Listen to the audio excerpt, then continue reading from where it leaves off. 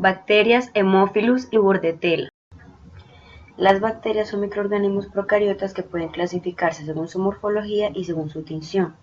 En este caso hablamos de Coccobacillus gram-negativos que se relacionan con la producción de enfermedades respiratorias y entre los cuales encontramos los siguientes géneros. El primero es el género Haemophilus. Las bacterias de este género se caracterizan porque son Coccobacillus gram-negativos, aunque pueden tener forma variable. Incluye organismos comensales patógenos como el Haemophilus ducreyi, que es de transmisión sexual y produce el chancroide, y el más importante, el Haemophilus influenza. Esta bacteria se caracteriza porque es pequeña, inmóvil, no formadora de esporas y se transmite por contacto directo con las secreciones y por gotas de aire. La colonización de esta bacteria se halla restringida solamente a seres humanos y primero coloniza las vías respiratorias altas donde se une a la mucina y a las células epiteliales. Esta bacteria también se puede encontrar normalmente en la flora de la nasofaringe en las personas sanas. Su crecimiento puede ser aerobio, donde requiere de factor B y factor X, y anaerobio, donde requiere solamente de factor B. Tenemos que esta bacteria necesita de factores de crecimiento que puedan ser aportados por eritrocitos, como la adenina, el dinucleótido de nicotinamida y la hematina exógena. Los factores de virulencia son moléculas producidas por un patógeno capaces de causar daño en el huésped.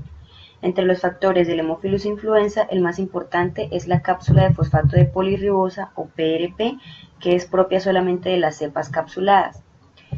Esta evita la fagocitosis de la bacteria cuando entra en la submucosa y permite el ingreso al torrente sanguíneo. Tenemos que las cepas que no poseen esta cápsula muy pocas veces van a producir una enfermedad. Otro factor es la proteasa de inmunoglobulina A, que su función es degradar la inmunoglobulina A secretada por el huésped, lo que facilita la colonización de las superficies mucosas. Y por último tenemos que en la membrana externa esta bacteria tiene ciertas proteínas como la HMW1, HMW2 y la más importante el liposacárido, que es una endotoxina. Resulta dañina para las células respiratorias ciliadas. Otro factor es el glucopéptido de bajo peso molecular, que al igual que el liposacárido es tóxico para las células respiratorias ciliadas. En la patogenia del Haemophilus influenza tenemos que esta bacteria presenta diferentes serotipos, los cuales se nombran con las letras de la A a la F. El serotipo más importante es el B debido al antígeno capsular de polisacárido. Esta cepa es la responsable de la enfermedad invasiva. La primera fase de la patogenia consiste en la colonización de las vías respiratorias altas donde la bacteria se adhiere a las mucinas y a las células epiteliales, alterando las moléculas de adhesión. La cápsula tipo B está formada por un polímero de ribosa, ribitol y fosfato que tiene una propiedad antifagocítica, así que cuando la bacteria llega a la submucosa, esta cápsula le da resistencia contra los depósitos de C3b. La bacteria logra entrar al torrente sanguíneo y llega a las meninges, donde puede causar meningitis, que es la manifestación aguda más grave. Se presenta normalmente con fiebre, alteración de la función del sistema nervioso central, convulsiones y coma. El serotipo B también ingresa por el sistema respiratorio y expresa moléculas de adhesina. Puede producir entonces enfermedades como neumonía y empiema, epiglotitis y celulitis. Las cepas A, C, D, E y F son inclasificables y a diferencia de la cepa de tipo B causan enfermedad mediante la invasión local de las superficies mucosas. Aquí se adhieren a las células epiteliales por medio de pilis y proteínas de superficie. Estas cepas pueden hacer parte de la flora respiratoria normal, pero producen enfermedades cuando quedan atrapadas en un sitio luminal adyacente como el oído medio, los senos paranasales y los bronquios.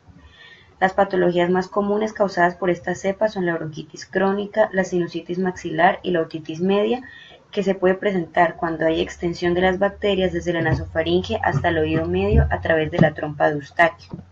Aquí las bacterias se pueden albergar en forma de biopelículas, lo que las hace más resistentes. Una colonización crónica por Haemophilus influenza también puede causar exacerbación del EPOC, que se caracteriza por un esputo purulento y disnea. Para realizar el diagnóstico del Haemophilus influenza, se hacen muestras en agar chocolate enriquecido con los factores B y X. Una característica de esta bacteria es que no hace hemólisis en agar. También tenemos el género Bordetella. Las características es que las bacterias de este género son Coccobacillus gram-negativos y microorganismos patógenos importantes en el ser humano. El microorganismo más importante es la Bordetella pertussis, que es el agente causante de la tosferina. Es una bacteria aerobia estricta que posee cápsula y gránulos metacromáticos y algunas están dotadas con motilidad, actividad de catalasa y oxidan aminoácidos pero no fermentan carbohidratos. En este género también encontramos la Bordetella parapertussis, que puede producir una enfermedad similar a la tosferina, y la Bordetella bronchiséptica, que es una especie que provoca enfermedades respiratorias en el ser humano. La colonización de esta bacteria se restringe solamente al ser humano. El crecimiento, como ya lo había dicho, es aerobia estricta y requiere de una temperatura óptima de 35 a 37 grados Celsius. Forma gas, pero no ácido a partir de glucosa y lactosa y no necesita de factores X y B. Su crecimiento requiere medios que contengan carbón, sangre o almidón. Entre los factores de virulencia, los que además de su adherencia y el crecimiento sobre las células ciliadas, este microorganismo produce un gran número de exotoxinas, las cuales contribuyen a que se presenten los síntomas. Entre estas, la más importante es la toxina de pertussis, que es la principal. Tiene forma de oligopéptido y causa la linfocitosis de células T, tiene propiedades adyuvantes. También causa hipoglucemia, incremento de la síntesis de inmunoglobulina E e incremento de histamina y sensibilidad de endotoxina. Este microorganismo inhibe muchas funciones de los leucocitos, incluyendo la quimiotaxis, la fagocitosis y el estallido respiratorio. También encontramos la toxina de adenilatociclasa, la cual penetra las células del huésped y causa inhibición de la fagocitosis y la función de las natural killer. La toxina dermodenecrótica, por otro lado, causa extravasación de leucocitos y actúa como un vasoconstrictor que puede generar isquemia. También la citotoxina traqueal se adhiere a las células epiteliales, interfiere en el movimiento ciliar y en grandes cantidades puede llevar a la destrucción de estas células. Por último, encontramos los polisacáridos, los cuales en pequeñas cantidades pueden causar activación de mediadores de inflamación, mientras que en grandes cantidades causa lisis celular y colapsos cardiovasculares. En la patogenia de este organismo tenemos que se encuentra en gotitas de aerosol e ingresa mediante la aspiración para adherirse y crecer sobre las células ciliadas de los bronquios. Esto genera la enfermedad de la tosferina, la cual presenta 3 etapas. La primera es la etapa catarral, que sucede después de un periodo de incubación que va de 1 semana a 10 días. Se manifiesta con síntomas leves como rinitis, tos y estornudos y dura aproximadamente de 1 a 2 semanas. La proliferación extensiva del organismo compromete la función ciliar y se acompaña por un incremento en la frecuencia y la intensidad de los síntomas.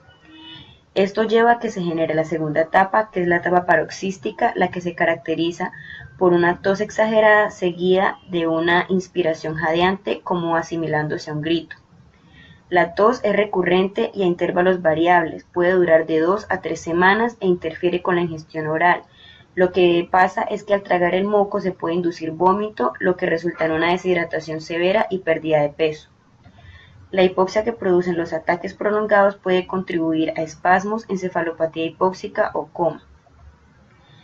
Luego tenemos la tercera etapa, que es la etapa convaleciente, que se caracteriza porque los síntomas disminuyen y la tos se hace más leve. Esta etapa puede durar de unas 3 a 16 semanas. Entre las complicaciones de esta enfermedad tenemos la pulmonía, que se debe al antígeno de pertussis, la otitis media, el prolapso y meningoencefalitis rectales. El diagnóstico de esta bacteria se hace por medio de laboratorio, obteniendo una aspiración nasofaringea con un cultivo primario en medio de Bordet, agar, papa, glicerol, sangre. El crecimiento se inhibe con peptonas, ácidos grasos insaturados y sulfuros, que son componentes que se encuentran en los medios ordinarios. Este microorganismo crece en forma de colonias transparentes hemolíticas y muy pequeñas y se puede distinguir de los otros dos tipos, el parapertussis y el bronchiosépticos.